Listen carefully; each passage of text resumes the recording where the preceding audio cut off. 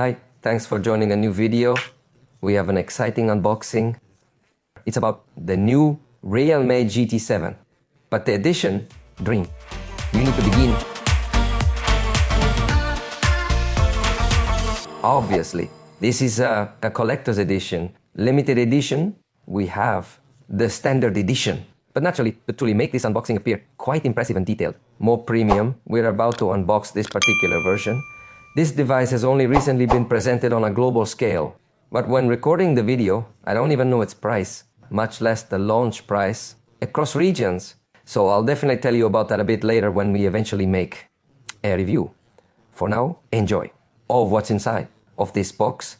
I remind you that the realme GT is the high-end series, and that's the reason they've decided to collaborate in this particular instance with a renowned Formula One team known as Aston Martin.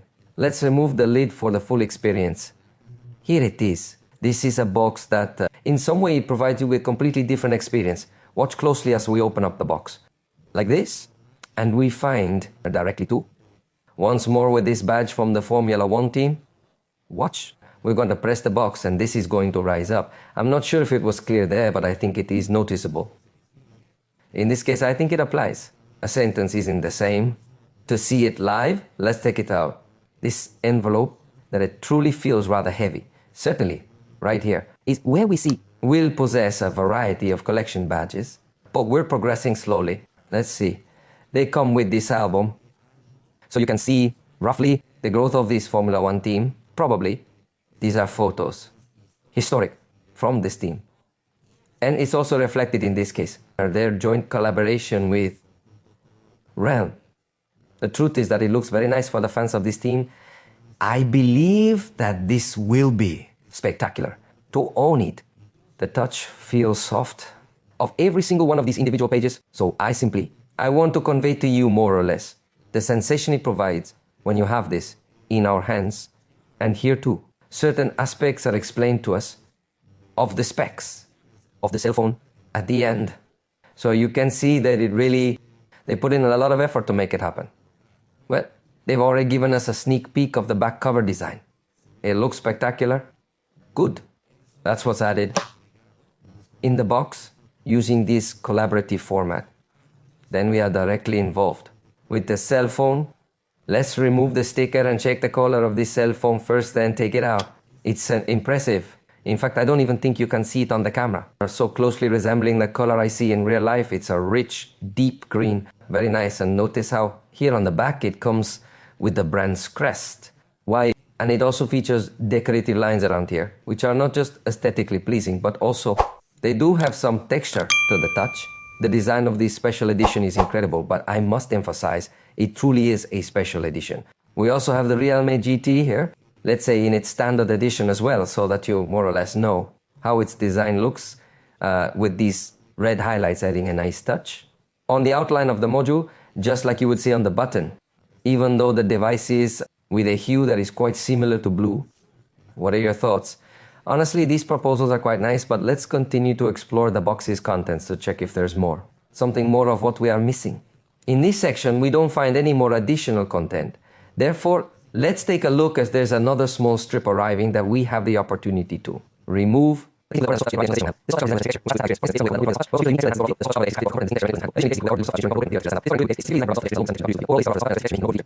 Fascinating to feel.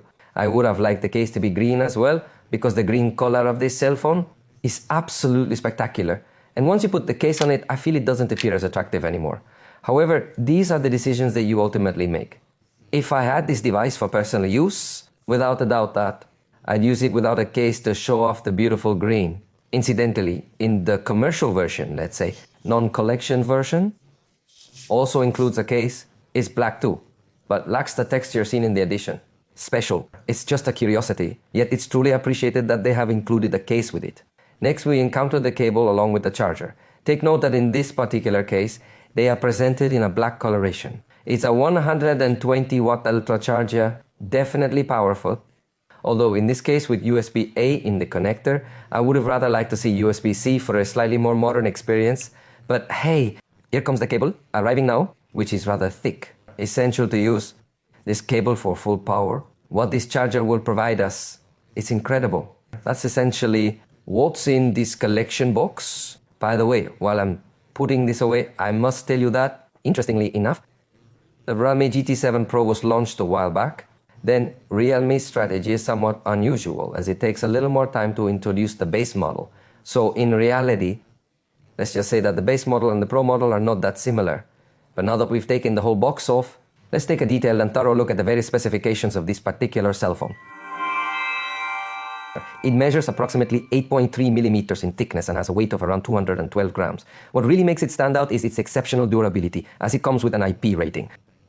Capable of diving much deeper into the subject, withstand pressurized jets of hot water, and overall is going to be quite robust against water. The screen is a mold 6.78 inches in its diagonal, with a resolution 1500 precisely, 2780 x 1264 pixels, and naturally it features a 120 Hz refresh rate, making it an excellent display.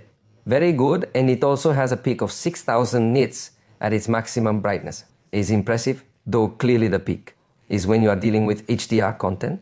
There's built-in stereo sound with a bottom speaker and one in the earpiece for calls. First impression, sound is good. The front camera is 32 megapixels with f2 aperture, although it has fixed focus, so it's not a device that has a special emphasis on cameras. The preview is not so optimized here on the front camera, but it processes well after taking the picture and has a good level of detail. If it had autofocus, it would be much better, but overall, it appears to be a high-quality picture. Here on the back, we will discover the ultra-wide camera, 8 megapixel wide, f2.2 aperture, and a fixed focus.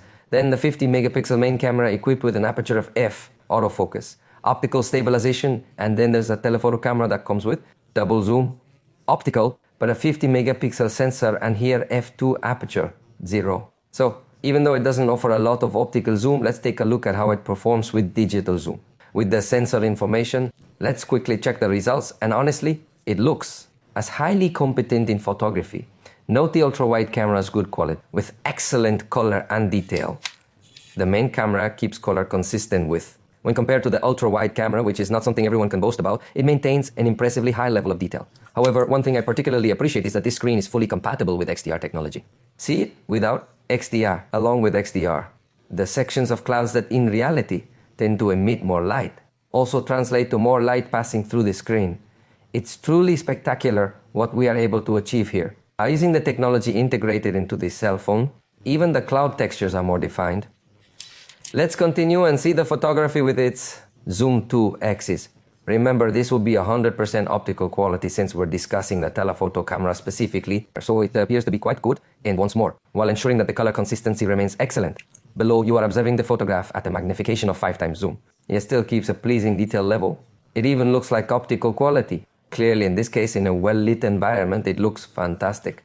Now, you're viewing the 10x zoom image, and once again, it retains excellent image quality. Finally, the maximum zoom is 20x, and here it doesn't appear forced, maintaining very good quality. Other manufacturers could falsely claim 50x zoom. However, I appreciate that Realme is straightforward, offering you a maximum of 20x with great quality. In relation to the video recording, please note that we indeed have options available even up to 4K, though it's just with the main camera, or also 4K, available again at up to 120 frames per second, only with the main camera, or 60 FPS with the telephoto camera. Curiously, the ultra-wide camera records only in full HD at 30 FPS, making it less impressive for video. In photos, it performs well. The front camera also records in full HD, from K to 60 frames per second, ensuring it never disappoints in any way. The battery is brutal, 7000 mAh, with 120 watts charging support, needs testing, but in specs. Looks like the most powerful thing we've seen, especially in a balanced smartphone, because it's not a brick or something super heavy, and yet we still see a battery. Tremendous. Additionally, it includes support for extremely fast charging. I must emphasize that this feature needs to be thoroughly tested to determine how long it takes to fully utilize the charger's maximum power. It's important to see if it can at least approach the maximum efficiency to fully harness the power. The device features realme UI version 6, built on Android 15, and the Dream Edition includes customizations with the same colors used by the Formula 1 team. Personally, I don't prefer when they do this, as there are certain icons that still don't appear quite right. Adapted to this color, it looks odd, but includes AI tools as an isolator we've analyzed before. And surely with this smart sidebar, we will have additional functions of artificial intelligence. For instance, when viewing a web page, you can bring up a summary or let the device read it to us. We can read the content out loud. Therefore, it indeed offers a comprehensive suite of tools based on artificial intelligence. It also comes with an optical fingerprint reader inside the display. I would have liked to see something ultrasonic, but okay. And this edition I have in my hands comes with 16 GB of RAM with RAM support, virtual and 512 GB of storage. The standard version will reportedly have 12 GB RAM and 512 GB storage. Lastly, the processor is MediaTek Dimensity 9400E. That is, we are talking about a slightly trimmed processor based on the Dimensity 9400. That has been a great chipset. Here are the Geekbench scores. Single core gives us 2,220 points, and multi-core is 7,375 points.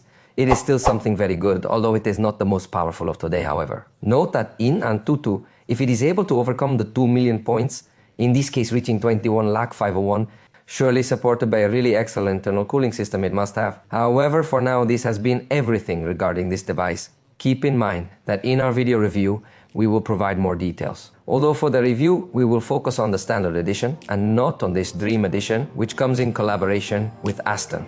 Martin, we've reached the end of this video for now. If you enjoyed it, feel free to let us know, and we'll see you next time.